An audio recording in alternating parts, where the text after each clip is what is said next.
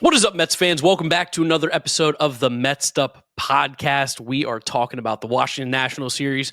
The good was good, the bad was bad. I mean, this is like such a weird series in that like it wasn't the worst, but it definitely wasn't good. But also there were some good things that happened, but also there were some nightmare terrible things that happened. So we'll talk about everything. We talked a lot about Sunday's disaster performance already on an episode that came out on Monday morning over on the YouTube channel and over on the podcast feed. So we will not be talking about that game as much in depth because we already kind of did for like an hour yesterday, but still going to briefly talk about that as well because, you know, we're sick in the head and we have to talk about everything that goes on all the time with the New York Mets. If you guys have not yet subscribed to our YouTube channel, Mets'd Podcast, click that subscribe button. We're so close to 10K.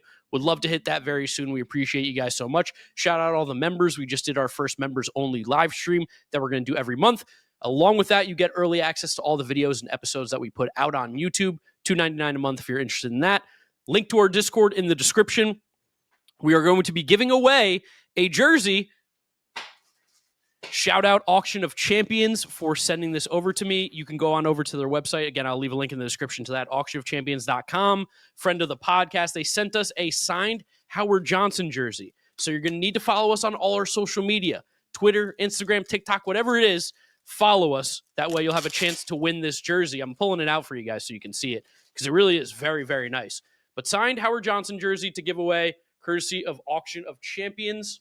There it is. Nice and blue. Wow, nice. It's a pretty jersey. It is a pretty jersey. It looks really good. But shout out to Auction of Champions for sending that. And you can get $10 off your first purchase at Auction of Champions by using the code METSDUP over on their website. So check that out. Link in the description. That's all I got for plug-in. James, how are we feeling? What a series.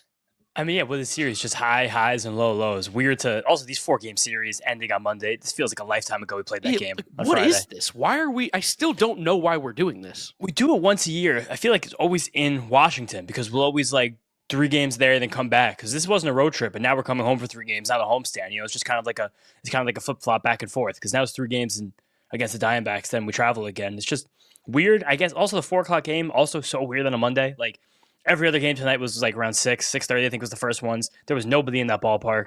Like I don't know. It seemed like the Nationals didn't really show up to play either themselves. But it almost I hate to like negative spin zone them. It's not even negative spin zoning it. But like we're so much fucking better than that Nationals team. Like the way that we dismantled them on Monday, I'm just like the way you let those other 2 games get away stinks. Thankfully we did split the series, but nice to end on this massive high note and like get the run differential moving in the right direction. Yeah, especially after the stinker that was Sunday for the Mets to come out swinging like they did, just beat the living piss out of the Nationals. Like it was good to see. We are a good team. You can see what goes on with this offense when things start to click. Brandon Nimmo finally waking up.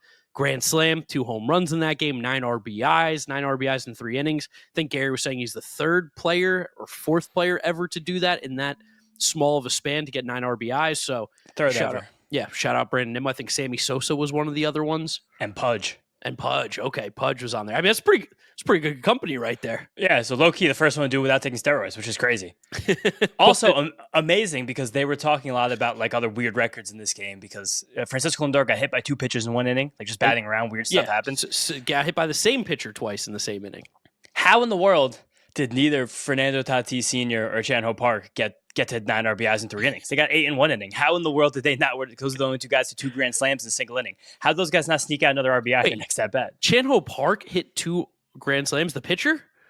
What did Gary say about Chan Ho Park? Maybe he gave up 2 grand slams. That was it. I think it had to be given up 2 grand slams. I'm like, I'm sorry. Are you trying to tell me he hit 2 grand slams in 1 inning? The pitcher? That's crazy. Because I thought Fernando Tatis was the only guy to do that, but then Gary kept mentioning Chan Ho Park. It had to be the guy who gave that the home both. runs. Yeah, which is funny. The same pitcher would give up both those home runs. But weird day for records. Fever dream watching Ahmed Rosario pitch. I didn't have that on my bingo card. I didn't think that this game would be started by a former Met and then closed by a former Met going the other way. That was kind of bizarre. But, I mean, I don't know. It's just a game like this, it felt so unserious for half of it. You almost come back here, you're like, what just happened? I will say, though, the Brandon Nimmo at-bats were really good. He finally started to hit the ball really well. He hit the ball up in the zone, too, which was really nice. But we talked about this so much yesterday. I love how we timed that. Just the classic Mets sub jinx back again. But, like, he has been literally hitting the ball well. It's just been about choosing the right pitches to attack, and that's been kind of the worrisome thing, where when he hit that first home run, he got ahead 2-0, didn't chase 2 pitches out of the zone, which he's still not chasing very much. He smokes a home run, a high fastball, and you're like, okay, now let's get into it. Let's have this thing, too. And I don't know if you noticed this as well, what we were talking about yesterday with the Vientos going up in the box. Today, he was all the way back of the box. His back foot was all the way on the back of the box. Are they listening to us? Maybe he's a listener. Maybe Mark Vientos is listening to the Mets'd Up podcast, but it's really cool to get like a lot of these offensive demons out. And while Sunday was disappointing, did still score, 6, 7 runs? Yeah. So like, I mean, the offense has been all right. It's been fine. Like I shouldn't say that. The offense needs to be better. We need better production from certain guys. But like, yeah, I mean, they still do find a way pretty much every game to score more runs than the other team, which is really important. It's hard to win games when you don't score more runs than the other team. But the problem we know on Sunday was the pitching at the end of the day. The fact that you gave up a 6-run lead was just inexcusable.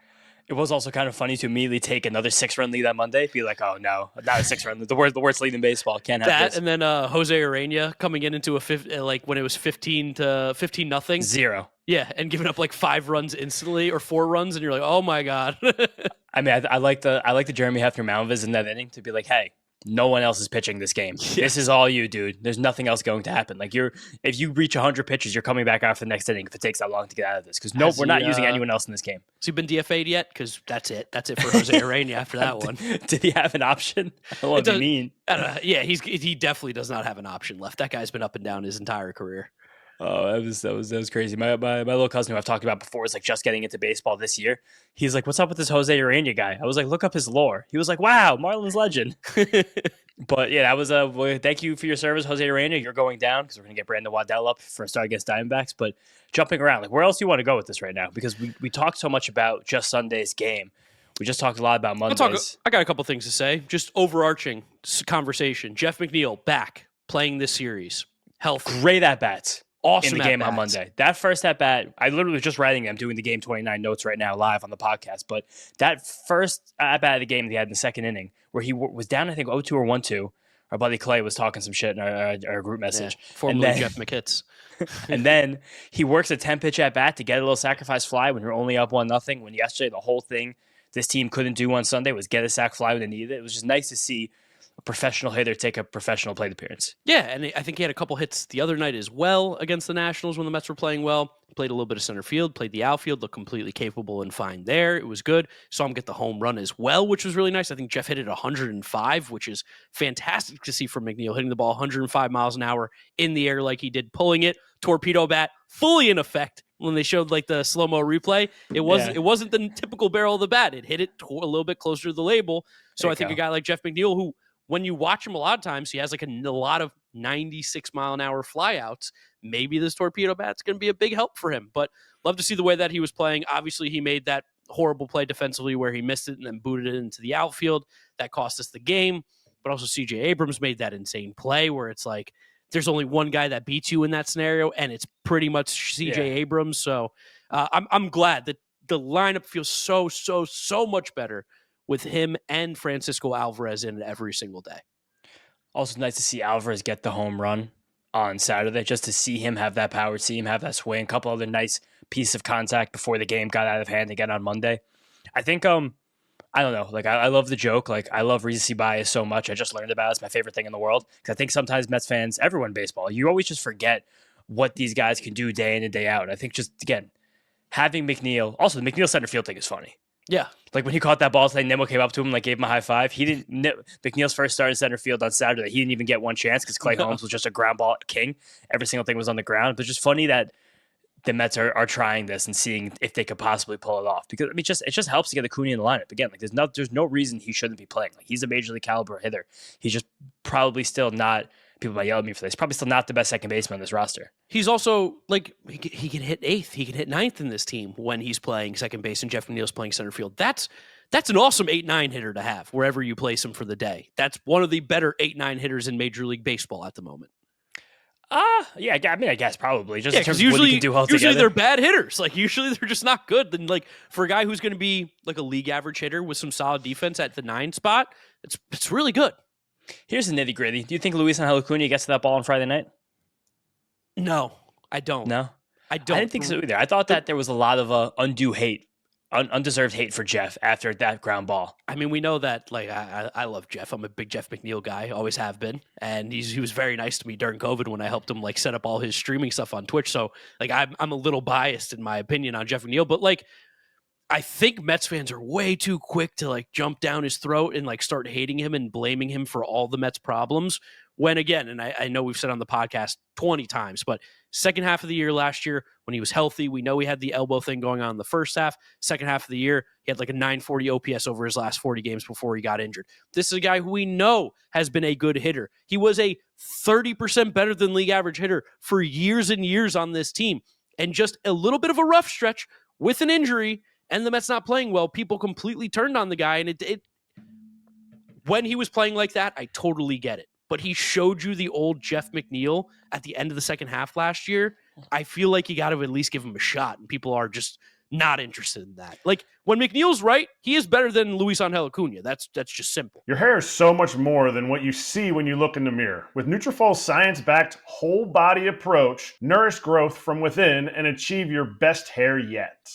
Nutrafol is the #1 dermatologist-recommended hair growth supplement brand, trusted by over 1.5 million people. See thicker, stronger, faster-growing hair with less shedding in just 3 to 6 months with Nutrafol. Physician formulated with 100% drug-free ingredients, Nutrafol supports healthy hair growth from within by targeting key root causes of thinning like stress, hormones, and aging through whole body health. Start your hair growth journey with Nutrafol for a limited time. Nutrafol is offering our listeners $10 off your first month subscription and free shipping when you go to Nutrafol.com and enter the promo code FOUL. Find out why over 4,500 healthcare professionals and stylists recommend Nutrafol for healthier hair.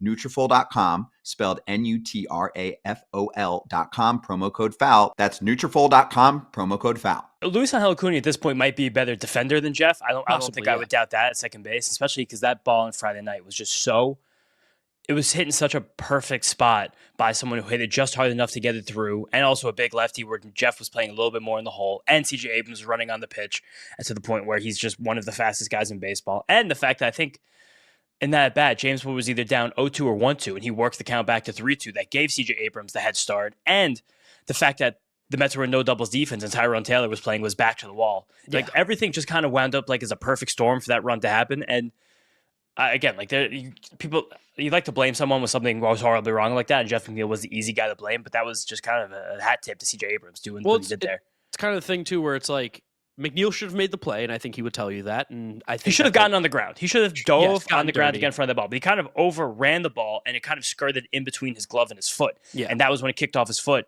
and went to center field. That was the problem. And it's the same thing too, where it's like the Soto play was difficult. He should have made it. He'll tell you he should have made it. It did end up costing us, but like, those are the things that it's just going to happen in a 162 game season. You don't get perfect defense every single time you go out there. Players don't make every single play.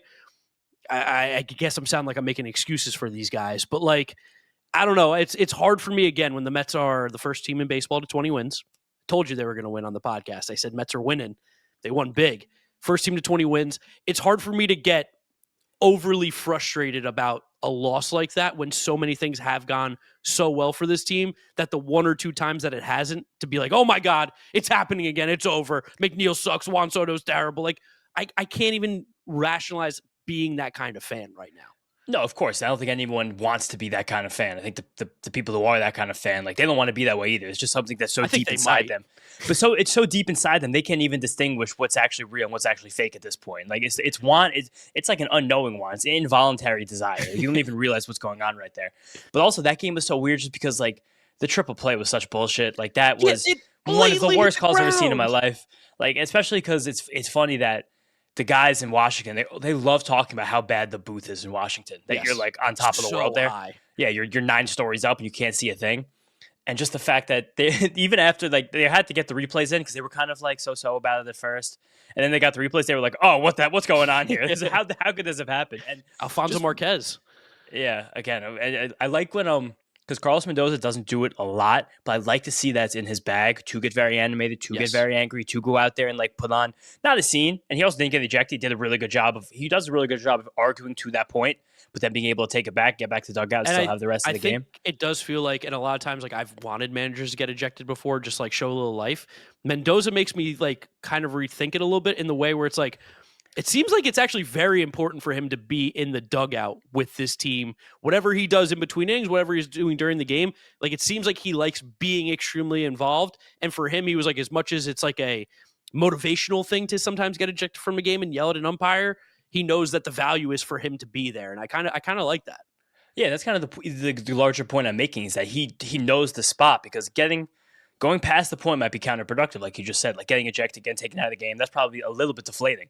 But showing that you give a shit and showing that you're invested in something that was objectively bullshit. You lost a whole inning of a rally in that instance. It was something I couldn't even believe it watching it back, like seeing those zoomed in Nathaniel replays. Lowe couldn't believe it. He immediately threw the ball to second base. I mean, it was obvious. They're like, oh, this shouldn't be happening the way it is right now. But it was very stupid. So the way that it's not reviewable. Yeah, on the infield. I still don't understand how in Major League Baseball, with all the cameras and everything, why do we have non-reviewable plays? And I'm going to just go back to Monday's game as well. James Wood straight up missed a ball. Missed it. Didn't come close to it. Didn't foul tip it, anything. Alvarez clanked it off his glove, and it dropped. And the umpire's like, foul tip. I'm like, and they're like, that's not a reviewable play. Why? We have the replays. Why is it not reviewable? It's the umpires union. It's Joe West. All roads lead back to Joe West. All roads lead back to Cowboy Joe. You're there to see him. But it was nice to see the team fight even through that thing, because when Vientos did hit that bases clearing triple on Friday, it was like, nice, yes. Like that was the triple for him is crazy.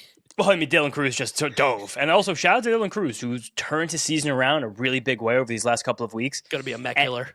And he's just a really good player. Like we said this before the series, like this Nationals team isn't good, but they have dogs. And Cruz, Wood, and Abrams, those are 3 dogs. And that's going to be the top 3 of this lineup for the foreseeable future. We're going to have to deal with that 12 times a year, every single year. But for him to dive and make such a bad play in the field, when he is a pretty good defender, but he's a guy that plays with his head on fire, shout out Brian Snicker, and then come back the next inning, or I guess that was the 8th inning, so the bottom of the 9th inning, and hit that rope. That was the triple that he hit when Soto kind of probably should have caught the ball crashing to the wall, but still was a tough play. Like, cool to see a young player like that, like, pick himself up. And also just cool to see the Mets pick themselves up after such a horrible call went against them to end up taking the lead in this game, having a real chance. They probably should have won. They definitely should have won. No, they definitely should have won that one. But, at the end of the day, just didn't do enough. Didn't play perfect baseball. The Nationals played a good game, too. They came back. Like, they fought. And Cole, that was great. Hit a real groove. Got to 98 miles an hour. Had a part in the middle innings where I think he retired. Like, it was 12 in a row or something. It was 11 in a row. After C.J. Abrams hit that no-out RBI triple, and he was on third with nobody out, he retired 11 batters in a row from that point on. And his ERA is down to 1.26 in the season, which is incomprehensible. And we also have to talk about Stanek and Minter. They looked human this series. Stanek finally looked human. Like, for some reason, I guess in Washington, he struggles. Minter on the IL, which sucks because he's been really, really good up until this point. And now Danny Young is our lefty. But we mentioned it on the podcast earlier. I'll mention it again. Brooks Raley back in the Mets org. There's a chance Brooks Raley could be on this major league team at some point, especially if AJ Minter's injury is a little bit longer than we expected, which I think there's a chance that it's not going to be a quick IL stint for him. I mean, they just keep not really saying anything about it, but then Mendoza mentioned before the game today that it was a lat injury. And I think originally they said it was a tricep tightness situation. Okay. So I don't really like the fact that we're changing body parts now. Like that to me is not a very fun thing. And he has proved to be really important in this bullpen. If it's weeks, that's okay. If it's months, something probably has to change. If it's months, you probably have to go out and look for a legitimate left-handed reliever to go trade for, right? Well, I mean, possibly. Just it depends also the weirdness with Edwin, like pitching. We'll start talking about Saturday's game now, where he throws 22, 23 pitches and is not available to work back-to-back days, which I do understand in a vacuum. Especially in a game you're winning by 5 runs, you kind of make that decision. You're like, we're not using Edwin in this game. You think that Ryan Stanek is a good enough reliever to be able to spot close games once or so a week, especially when you have 20 wins, your closer's getting a lot of work. Like other guys in that bullpen can't step up to do it because Stanek is the other guy in the bullpen who you hope can get lefties out, like big lefties in big spots, because all of his pitches move kind of straight up and down vertically. And Reed Garrett too. And Reed Garrett too. Also, for some reason, wasn't in that game on Sunday either, which was another weird situation there. But I mean, not a weird situation, but it's like that one I didn't really see the decision making. And if there's one thing that we have gotten on Mendoza a little bit for, and it's like brief but incredibly successful tenure as the Mets manager, it's at times definitely missing some bullpen decisions, not anything that we're actually like harping on or like taking real shots for it. But it's just once in a while that it does seem like there's a bit of like an overthinking or like too much planning went in, not enough reacting in the moment to what's actually going on in front of you. Sometimes maybe a little too many vibes, like Jesse Winker not getting that at-bat for Starling Marte. Another very bad decision right there. Yeah, let's knock out Saturday first and then put a bow on Sunday. But again, seeing that lineup come out and seeing Jeff McNeil in center field was hysterical. Hilarious. Absolutely. But I also it's very clear the way the Mets are managing this, because like Clay Holmes is pitching, outfield's not going to be, you don't really have to bring your glove into the field. There's no reason. Yeah. Of course. So it's great. And again, literally, he got no chances in center field his first major league start there, which is amazing. It's so funny. But It's also because Clay Holmes was really good again. I was pissed at the beginning of this game because they made Clay Holmes come out for a couple So pitches in the first annoying. inning and then go for a rain delay where I'm like, you have to be kidding me. They're making this guy do this. But locked in after that. Not a real big swing and miss game from Clay Holmes. Sweeper command was all over the place. Only 5 swings and misses, 2 strikeouts in total. But the Nationals put 15 balls in play against him, and 12 of those 15 or 16 were on the ground. So and sick. of the 4 that were in the air, 2 of them were pop-ups over 50-degree launch angle and had absolutely no chance of doing damage either. So there were of 16 balls put in play, only 14 of them actually had a chance to do damage, which is just crazy. Best sinker command he's had, I think, this entire season. The thing was just getting everything in the ground. It's very funny. Like Clay Holmes is like a super like old school, new school pitcher, if that makes sense. It's like, Yes. you do I these guess, things really, really well. That's all you're going to do. You're going to throw your turbo sinker. You're going to throw your sweeper. You're going to get ground balls. But like old school baseball heads would watch this guy and be like, man, he lets the team put the ball in play. Like they wouldn't realize what's causing this kind of stuff.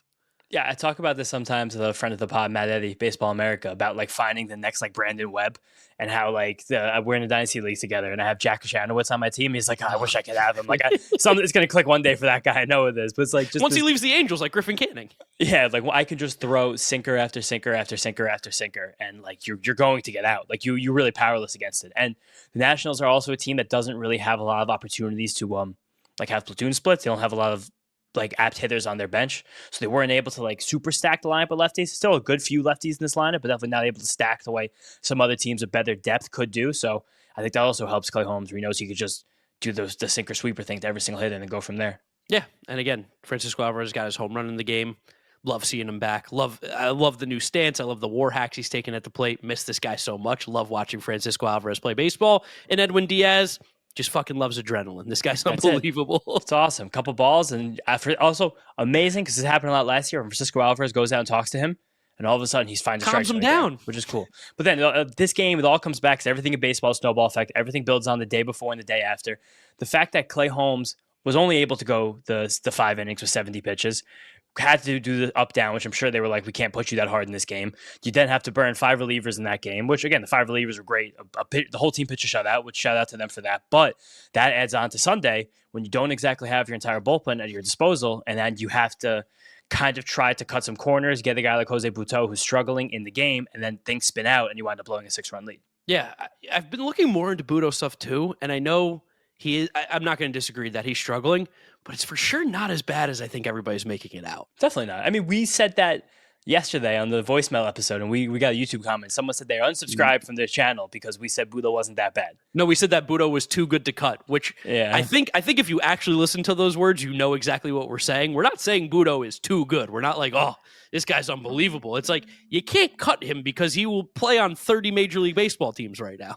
Yeah, probably be in the rotation for half of them, but that's just kind of where it's at. And again, like right now he's going through, it's been a bad time, but that's kind of the nature of the beast with relief pitchers. He's still, you want to hear something? He still has a lower ERA than Edwin Diaz. I know, it's fucked up. Like that's lower ERA, getting a ton of ground balls, still getting chased, still getting whiffs. It's like when things happen, everybody, it's the Monday morning quarterback. It's immediately this guy sucks, get him off the team. But you take a step back, even with the Danny Young stuff, Danny Young's been pretty good too. Like it's like not that bad, sure, not that bad. Not that bad. Sometimes we look at things under a microscope too much, and when you do that, you can find the flaws and the issues. But like when you take a step back, you're like, oh, these guys are actually still pretty good. And it's 162 of these games. Like we need someone to blame when things go wrong. Yes, you just have to. We have to find a way to sleep at night, and that's it. And also the problem with this game, I think there are much bigger problems than the Jose Butto disaster inning. Which first off, you have Mitchell Parker so completely on the ropes, national starting pitcher. 5 runs in the first inning with 4 walks. You're all over the guy. You never really get the big hit that inning to fully break it open. And then as someone who got no swings and misses, was missing no bats, wound up with getting no strikeouts in the game, you still allow him to get through 5 innings and 96 pitches, and you don't step on the throat and kind of kill this Nationals team at their most weak spot, which is their bullpen, and get that bullpen in the game where they could have had to pitch 7 or 8 possible innings. Yeah, we've seen their bullpen is bad. It's horrendous. Like if you're playing the Nationals, the path to victory is get the starter out of the game as soon as physically possible because they just don't have quality arms right now in that bullpen that can shut down our lineup. And for the Mets to not add on more and more and more, and then even when we got the chance later in the game, second and third, nobody out late in the game. And then we get 3 ground ball outs. And it's just like, we can't lose focus in those moments. You have to capitalize. You have to at least put a ball in the air to get one of those runs home because it completely changes what that 9th inning would look like.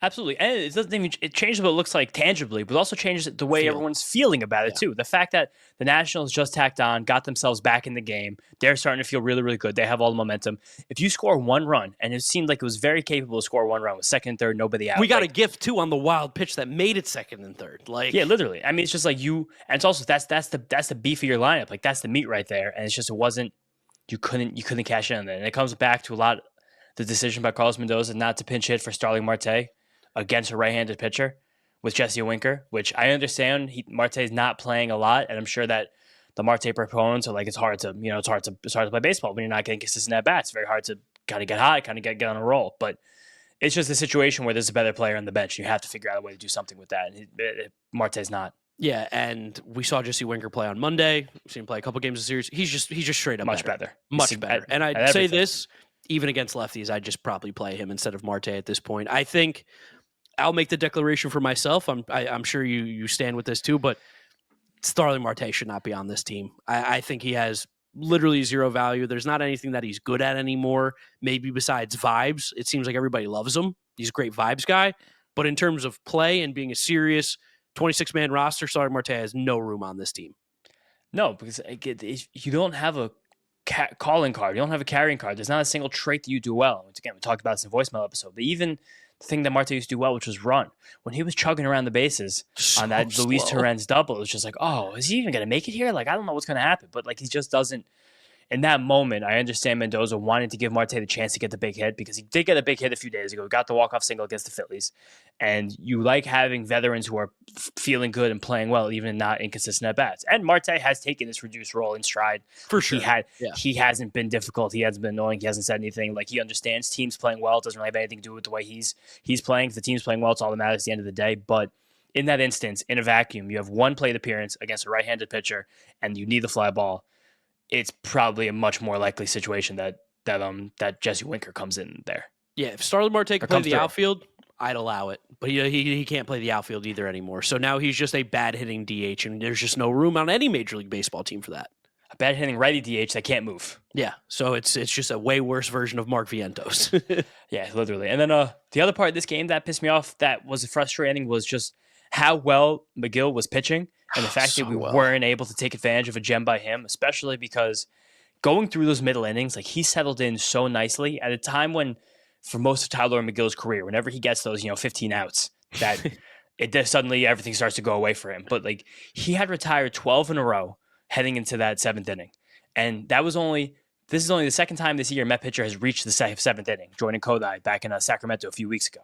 And you had a chance to do this, save the bullpen after again. You used a lot of those guys the last two nights. It was going to be amazing. And then Soto loses that ball in the sun. He just kind of stands there and it drops, which that sucks. That sucks to see, especially because like when you look back at both of these two losses you had in the series, like if Juan Soto if Juan Soto makes one of those two plays, you definitely win that game. Or he makes one of those two plays, like two, I'd call them better than 50-50 balls, and neither of them. And then once that happens, Josh Bell ropes a single. The run scores because Luis Garcia was hustling out of the box in that pop-up. He gets second base. Then McGill has to come out of the game. That's when Buto comes in, and that's when it gets to be a disaster. Yeah, no, it was definitely a problem there, but whatever. I mean, the negative stuff, it happened in the past. We've talked about it already. I want to talk about a couple positive things here. So we talked about Nimmo playing well. We talked about like the pitching is looking so great. Mark Vientos is actually kind of playing some decent baseball over like the last week or so. If you look at so I'm going to give you some numbers. You ready for this? So he's currently riding a 6-game hit streak, which we know hit streaks can be iffy because you go 1 for 5 and technically still have hit streaks, and that's not a good day. But if you look at Mark Vientos, he's actually gotten a hit in every single game since April 12th, except for April 19th. That's the only game in between that he's played in since April 12th where he hasn't had a hit. And more so, looking on MLB.com that currently updated the stats, in his last 15 games, 3 homers, 13 RBIs, 286 average, 349 on base, 536 slugging.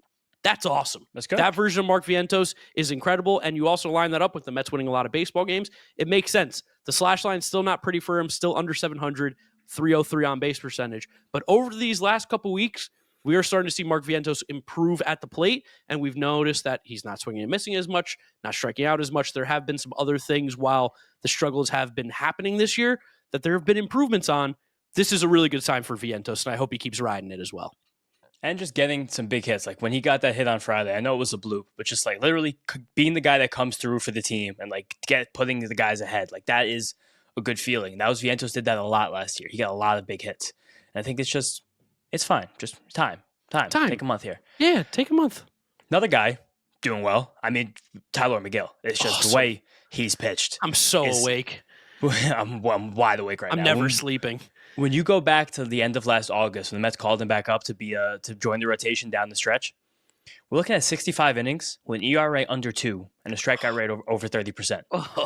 Think about that for a second. And when he did that last year, he was just throwing fastballs and sinkers. That was it. He was just going out there and then kitchen sinking it the rest of it. Where now this year, that slider that he's been throwing is so good. It's so nasty. So good. The depth that he's added to that pitch, the amount of swings and misses he's able to get on it consistently, it's obscene. It's ridiculous. And that start on Sunday, he got 6 swings and misses on it with 5 more in the fastball. And the fastball was just heavy at the top of the zone. Just no one could catch up to it. He was sitting, I think he was sitting like 96 on that one. Wow, it got up to 97.5. Yes, and he was sitting 96. And also, there was a cool note on Twitter from, who is it right here? I have it right here. Where is he?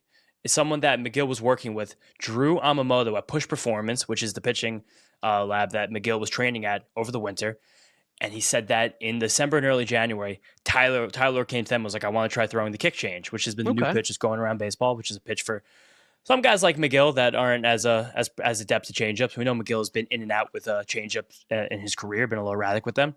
So they started throwing the changeups. They picked it up immediately. And right now, so far this year, throwing it 10% of the time against the lefties, mixed it in really nicely on Sunday when he needed to. It's just, this is now suddenly a guy with 4 above average pitches and a curveball he could throw for called strikes. And it's like, there's no real, I understand we've all been hurt by him in the past, but there really isn't there's nothing in his way of being like a high-end mid-rotation major league pitcher for the foreseeable future. I mean, you're looking at McGill right now, and again, it's early in the season, and there's so much left in the year, but rocking a near 30% K rate, a walk rate under 10%, so he has one of the better K to walk ratios among starting pitchers in baseball right now. He's still getting his ground balls, which is pretty solid.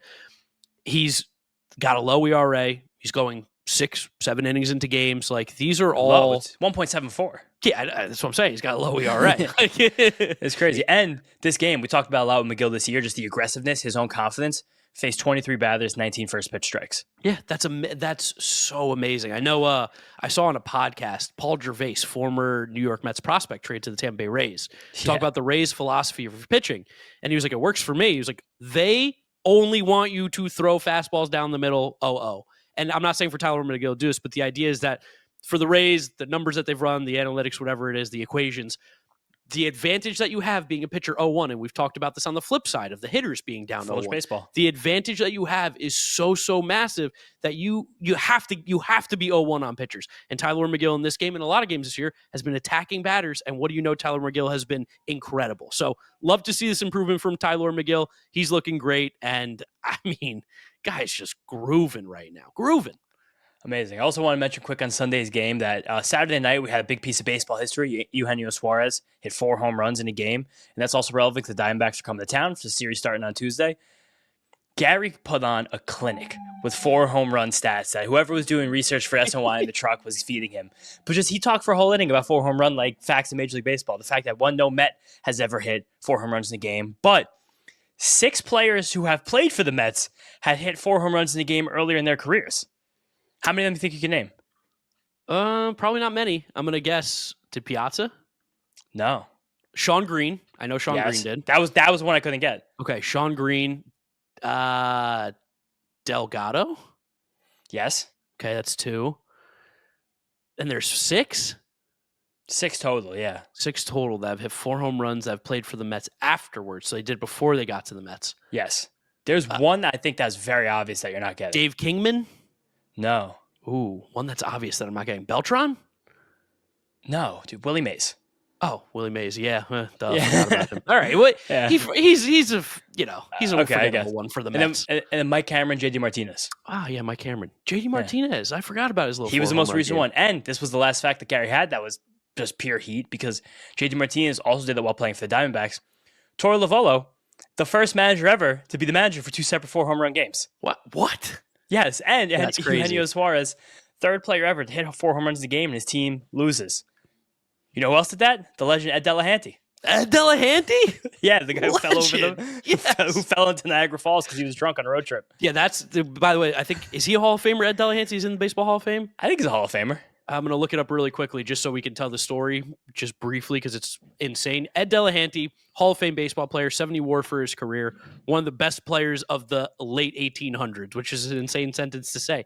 Ed Delahanty, alcoholic, loved drinking, and he died at age 35 because he fell into Niagara Falls and fell off the falls. That's how he died. He drowned, hypothermia, dead.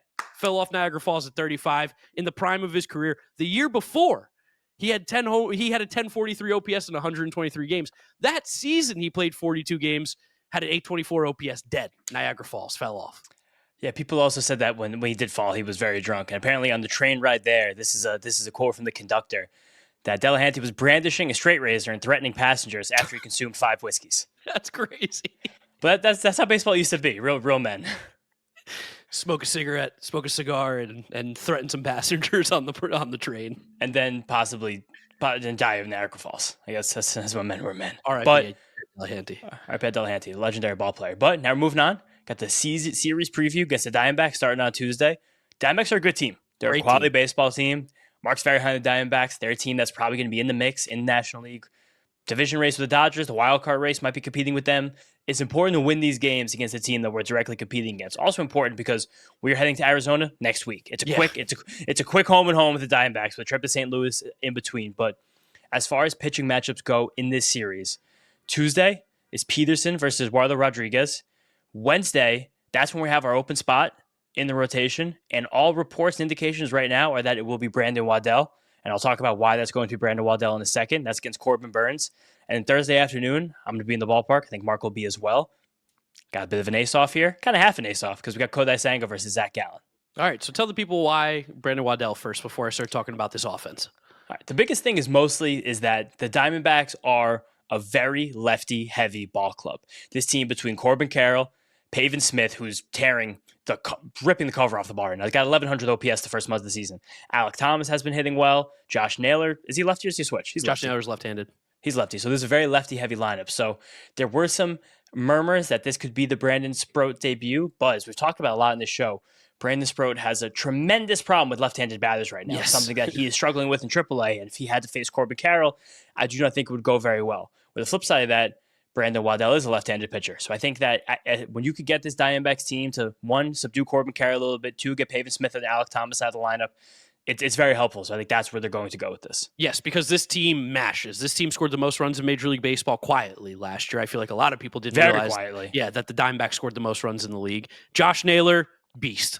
Awesome. You guys have seen him own the Yankees for years. He's awesome. Tim Tawa's been on like a crazy little run, filling in for Ketel Marte. The guy's been mashing. It's a big shout out to Tim Tawa because when Ketel Marte went down, I think a lot of people assumed that Jordan Lawler was going to get the call. But Tawa is a 26-year-old minor leaguer. He's always hit well in the upper levels. More so gets on base than hit well.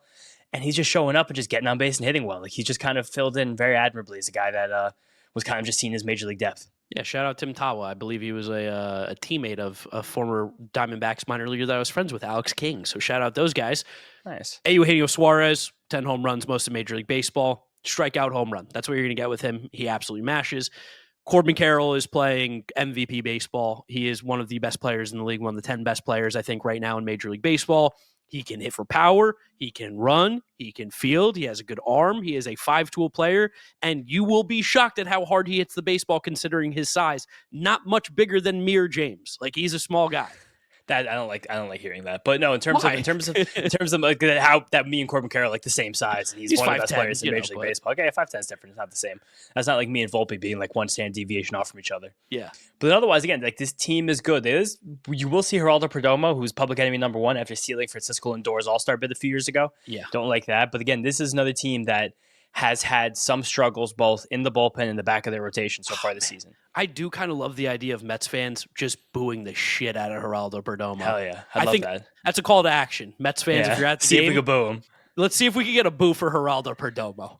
Because also, I'm positive that Gary and Keith and Ron will pick up on it. Why he's being booed. Also, we didn't talk about Murphy from this series. Oh, he did a great job. Yeah, I think good. I think he's getting more confident. I think he needs to get a lot more confident. I think there's a couple. It's just he doesn't have a lot of reps. And I think, it seemed like Gary really liked it because at the end of the game on Monday, Murphy was like, by the way, thank you to SNY and everybody. Gentlemen, of course, he thanked us for coming on the podcast, which, Dana Murphy, come on.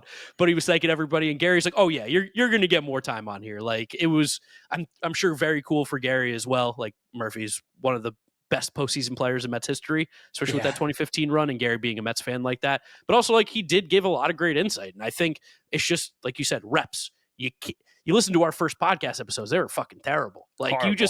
You simply can't get better until you start to do it more and more. So Murphy will, he feels like he's the successor to Keith. That's all I'm going to say. Well, I think he's very obviously being groomed for it. It seems like this feels like him and Blevins are the successors for Ron and Keith eventually. Yeah, I don't think Ron's anywhere close to being done though. That's why I think Jerry's doing a lot more of the boot stuff. But I think he will be more of the alternate there because I think Ron also the thing is like just doing more national games because he's so damn good. But it does seem like Murphy's for sure the protege for Keith right now, which is 100%. Yeah, that's it. But then back to the Diamondbacks here. I got to talk about some relievers. Yeah. I mean, just let me talk about Justin Martinez. Yeah, go for it. That guy is unbelievable. You guys want to see 103-mile-an-hour fastballs and the splitter that looks like a 90-mile-an-hour knuckleball that doesn't move, that doesn't spin, but drops off a table. It's ridiculous how good this guy is. And he's the full-time closer now with the Diamondbacks with the news that A.J. Puck will be out for a while. As A.J. Puck gets hurt kind of often, kind of sucks, big part of his career, but that's it. So he's crazy. He had kept the walk rate really far down through the first couple weeks of the season, but it's ticked up a lot in his last 3 outings. He started to walk some batters again, but it's still just you'll be blown away by what he can do with a baseball. Hey, Diamondbacks have some crazy stuff out there. Shelby Miller, someone that we've advocated for on this podcast before, is like, let's give him a shot. He's been unbelievable this year. He's definitely a good reliever for sure. Ryan Thompson, herky-jerky, sidearm, submarine type guy. He's like 6'5" and throws submarine, which is crazy. You don't really see that too often. Jalen Beeks getting out left-handed batters pretty well. Juan Murillo is a guy that I watched the other day. I don't know if he's on the major league roster right now, but he throws gas as well. Yilbert Diaz is a guy who I don't know if he's on the major league roster currently. Okay, well, he throws gas too. But they got live arms. Yes, and they have too many starting pitchers because, again, like they have a very veteran staff of Zach Gallen, Merrill Kelly, Brandon Pfaadt, Eduardo Rodriguez, and Corbin Burns, who was the big move this offseason. So Ryan Nelson, who by all accounts is a good major league starting pitcher, he's been pitching along the relief. Best one in that rotation.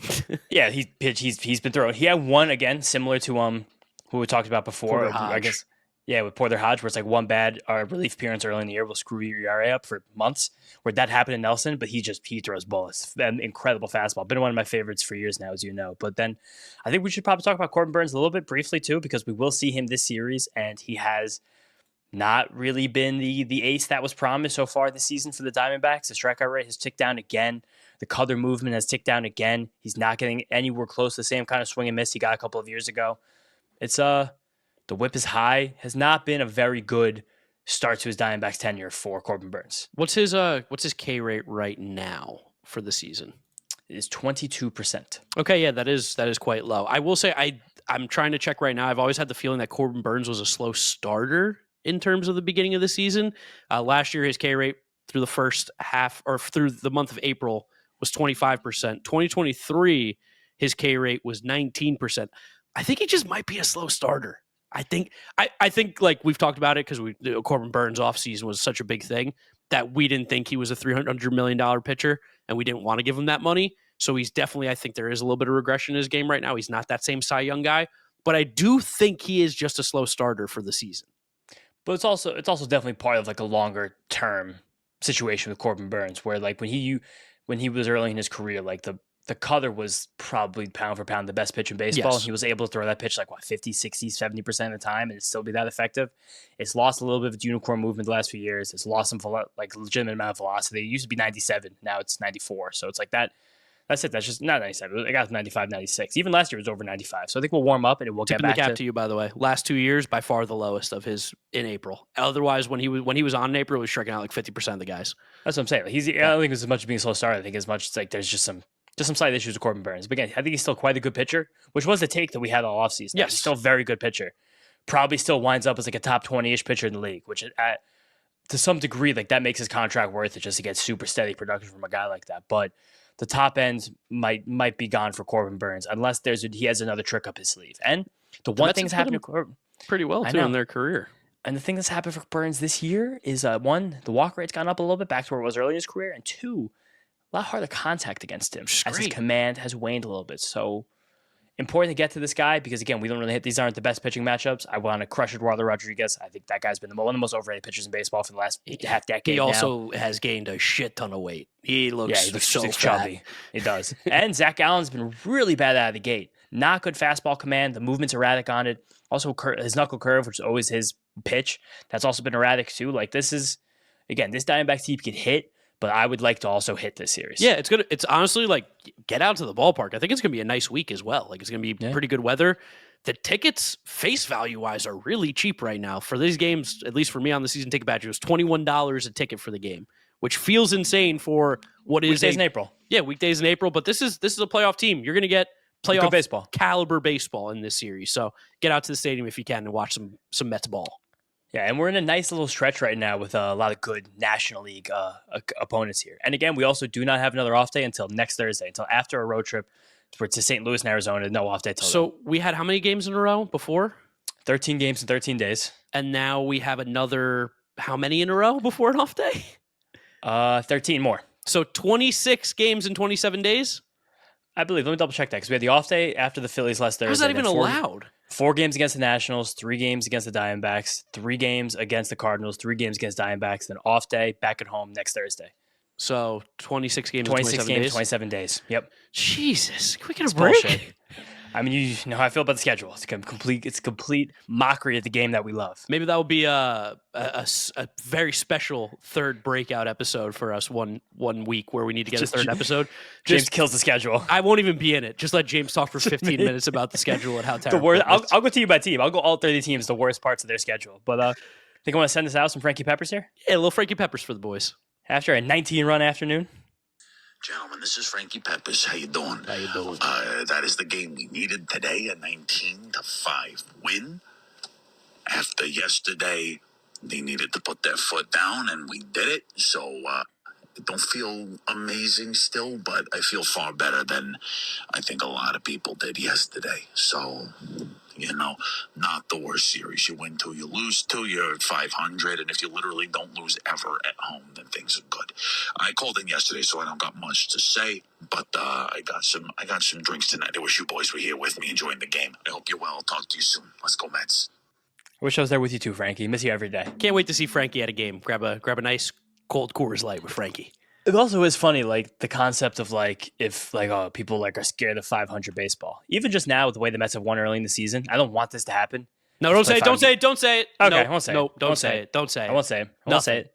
Nothing. The people know what you were going to say. Take it back. But you didn't I take say it back. I take it back. I'm going to leave us here with one more reminder. auctionofchampions.com. Howard Johnson. We're going to give this away on Twitter, Instagram. Follow us over there, Mets'd Up. Subscribe to the Mets'd Up Podcast YouTube channel. We're going to have a tweet and an Instagram post, and you're going to have to follow us. So if you want a free Howard Johnson signed jersey, that's how you do it. And again, auctionofchampions.com, link in the description. Make sure you tell them Mets'd Up sent you. Use code Mets'd Up. We'll get you $10 off. They're in memorabilia, house, and friends of the podcast. Shout out, Jeff. Appreciate everybody over there. Subscribe to the Mets'd Up Podcast YouTube channel. If you're listening to us, Apple Podcasts, Spotify, Google. Drop us a rating, drop us a review, download, and subscribe. You can follow James on Twitter and YouTube at James Shiano. And I'm Draftnik Mark with a C. Thank you guys for listening and watching. We will catch you after the Diamondback series. Let's fucking go Mets. Peace out, guys. Let's go Mets.